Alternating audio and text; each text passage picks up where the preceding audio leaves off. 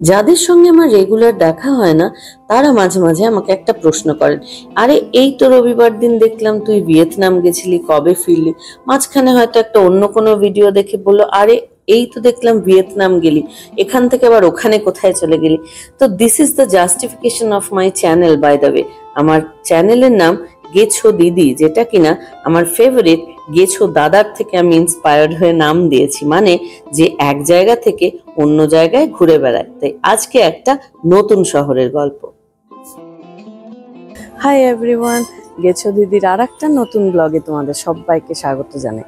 আমার উপরে কিছু কিছু মানুষের একটু দোষ দেওয়া আছে, ইলজাম লাগানো আছে, আই উইল সে, যে আমি সারাক্ষণ ইতিহাস আর সিরিয়াস আর এইসব নিয়ে করি। তো আজকে প্ল্যান আছে, আজকের দিনে অল্প বিস্তর ইতিহাস থাকবে, কিন্তু আজকে বেড়ানো খাওয়া, এখন যেমন আমি ব্লগটাই শুরু করছি। আমি অ্যাকচুয়ালি প্রথমে বলে রাখি, আমি আছি ক্যান্টারবেরিতে। লন্ডন থেকে এখানে আসতে ট্রেনে বা বাসে করে ঘন্টা 2 সময় লাগে।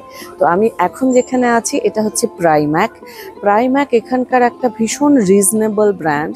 তো এখানে খুবই ইকোনমিক দামে, খুবই কম দামে বলবো, বেশ কিছু জিনিসই আমি দেখেছি আমাদের দেশ থেকেও কম দামে জিনিস পাওয়া যায়। তো এটা আমার ফেভারিট, তার কারণ আমি অনেক কিছু কাজের জিনিস এখানে কিনতে পেরেছি। তাই আমি আজকের প্রথম ক্যান্টারবেরির প্রথম ভিডিওটা এখান থেকেই শুরু করব বলে মনস্থ করেছি। বাকি সারাদিন কি কাটালাম সেটা তোমাদেরকে পরে দেখাচ্ছি। সবাইকে সস্তা জিনিস দেখলেই ঝাঁপিয়ে পড়ে কিনতে চায়, নাকি বাঙালিরা এরকম, নাকি আমি দা লোভী এরকম, ঠিক বলতে পারি না। যাই হোক, তোমাদের ভেতরের দৃশ্য অতটা আর দেখালাম না। তো সাধ্যের মধ্যে যা যা গুছিয়ে কেনা সম্ভব, বিশেষ করে সোয়েটার, জ্যাকেট ইত্যাদি, এমন একটা ভাব যেন কলকাতায় একদম বরফ পড়ে। মোটেই সেরকম না, কিন্তু লোভীর ইচ্ছে কি এত সহজে দমে? তাই প্রাইমার্কে গিয়ে দাদা গুচ্ছের গরম জামা কাপড় কিন্তু কিনেই ফেলেছিলাম। ক্যান্টারবেরি একদম শহরে দাঁড়িয়ে আছি, শহরের মাঝখানে, যেটা সিটি সেন্টার বলে। এবং এই যে রাস্তাটা দেখতে পাচ্ছ আমি যেখানে দাঁড়িয়ে আছি, this is the oldest part of this town. এবং আজকে ইটস আ রেনি ডে, তাই জন্য ছাতা ক্যারি করছি এবং একটু আগে রেনকোটও পরেছিলাম। এমনি ঠান্ডা নেই, কিন্তু হাওয়া আছে, একটা হাওয়া চলে বলে একটু ঠান্ডা লাগে। তো আমরা এখন যেখানে যাব, এই ওল্ড স্ট্রিটে হাঁটতে ভীষণ ভালো লাগে। প্রচুর পুরনো দোকান আছে, সেগুলোর ভিডিও করব, দেখাবো তোমাদের। এখানে খুব চকলেট ফেমাস, তো অনেক ভালো ভালো চকলেট ফ্যাক্টরি মতন দোকান আছে, যেটা দেখতে খুব ইন্টারেস্টিং লাগছে, ভেরি কালারফুল। এবং আমরা এখন যেখানে যাব সেটা হচ্ছে ক্যাথিড্রাল অফ ক্যান্টারবেরি। তো প্রচুর পড়েছি এবং শুনেছি আর্চ বিশপ অফ ক্যান্টারবেরি সারা জীবন। তো সেটা, এবং চার্চটাও শুনেছি ভীষণ হিউজ, ভীষণ অর্নামেন্টেড, সুন্দর, অনেক গ্লাস পেন্টিংস আছে। তো I am very excited about it. ভেতরে বোধহয় ফটোগ্রাফি অ্যালাউড না, কিন্তু কিছু ছবি তুললে নিশ্চয়ই তোমাদের শেয়ার করব। এবং তখন অ্যাকচুয়ালি এই ক্যান্টারবেরি ক্যাথিড্রাল সম্পর্কে অ্যাকচুয়ালি যে আমি গল্পটা বলি, তখন গল্প বলবো। আপাতত আমি এখন চার্চের দিকে রওনা হচ্ছি।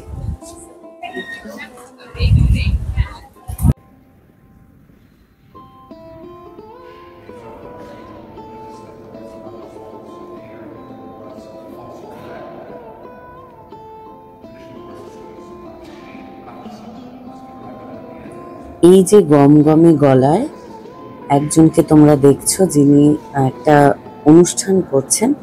আমরা actually we were lucky enough যে আমরা এই ব্যাপটিজম প্রক্রিয়াটা দেখতে পেয়েছিলাম ক্যান্টারবেরি চার্চের মধ্যে।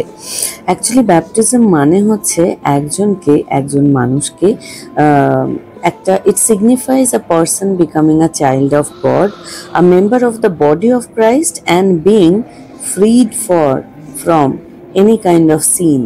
তো তাকে পাপ মুক্ত করার একটা প্রক্রিয়া। এবং এটা একটা সেন্ট্রাল অ্যাক্ট অফ ব্যাপটিজম, যেখানে জল ইউজ করা হয়, এখন তোমরা দেখছো, এবং কয়েকটা ওয়ার্ড ইউজ করা হয়, যে I baptize you in the name of the Father and of the Son and of the Holy Spirit. তো আমাদের খুব অদ্ভুত সুযোগ হয়েছিল এই প্রোগ্রামটা দেখার, এবং আমরা পুরোটা কিন্তু শান্ত মতে ক্যাথিড্রালের ভেতরে দেখতে পেরেছি। এই যে অসাধারণ গ্লাস পেন্টিংগুলো তোমরা দেখছো, সেটা অবশ্যই ক্যান্টারবেরি ক্যাথিড্রাল, যেটা কিনা cathedral of the archbishop of Canterbury, who is the spiritual leader of the Church of England and symbolic leader of the worldwide Anglican commune. এটা ক্যান্টারবেরির কেন্টে অবস্থিত এবং এটা কিন্তু one of the oldest Christian church structures, এবং এটা অবশ্যই একটা ওয়ার্ল্ড হেরিটেজ সাইট। তো আমরা ক্যান্টারবেরি চার্চ কিন্তু অনেকক্ষণ ধরে দেখতে পেরেছি, অসাধারণ লেগেছে ভেতরটা দেখতে, এবং যেটা সত্যি কখনো দেখার সুযোগ হয়নি সেটা হচ্ছে এই ব্যাপটিজম প্রক্রিয়াটা কিন্তু আমরা ভালো করে দেখেছি, এবং কিভাবে ব্যাপটিজম এই যে প্রক্রিয়াটা কিভাবে হয়, যে ওয়েবসাইটে অ্যাপ্লাই করা যেতে পারে বা ডাইরেক্টলি ক্যাথিড্রালে এসে ক্লার্জির সঙ্গে অফিসিয়াল যারা স্টাফস আছেন তাদের সঙ্গে কথা বলে এই প্রক্রিয়াটা সম্পর্কে জানা যায়।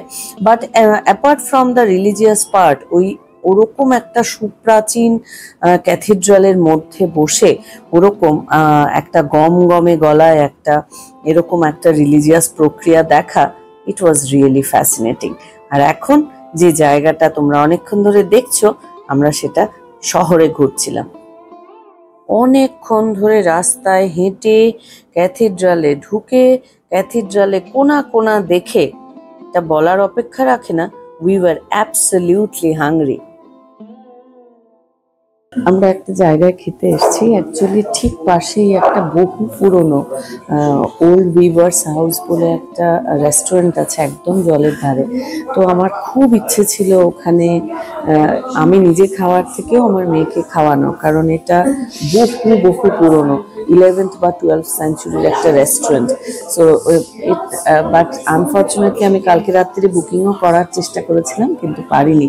এনিওয়ে আমি ছবি তুলেছি, তোমাদের দেখাবো। ওটা দেখার জন্যও অ্যাকচুয়ালি ফ্যান্টাস্টিক, প্লাস ওদের একটা খুব অথেন্টিক পাই হয়, তো সেটাও আমার খাওয়ার ইচ্ছে ছিল, বাট হলো না। এনিওয়ে কখনো পরের বার আসলে দেখা যাবে।